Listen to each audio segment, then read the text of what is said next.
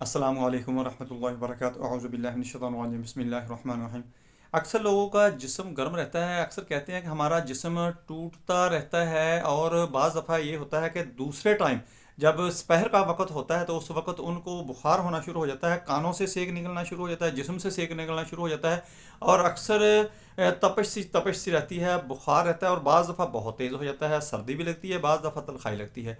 इसका इलाज मैं बताऊंगा, पूरी वीडियो देखें, आपको बहुत ज़्यादा फ़ायदा होगा और इसकी मैं डिटेल भी बताऊंगा। मैं हूं डॉक्टर हाफिज़ अब्दुल सत्तार अंजुम, आप देख रहे हैं यूट्यूब चैनल। मेरा आज का जो मौजू है वो है फीवर का इलाज, बुखार उतारने का इलाज। बुखार क्यों होता है, जिस्म गर्म क्यों रहता है? दोस्तों, अक्सर लोगों को जब वीकनेस आती है तो उसकी वजह से भी उनको बुखार रहना शुरू हो जाता है, चूँकि बुखार एक सिम्टम है।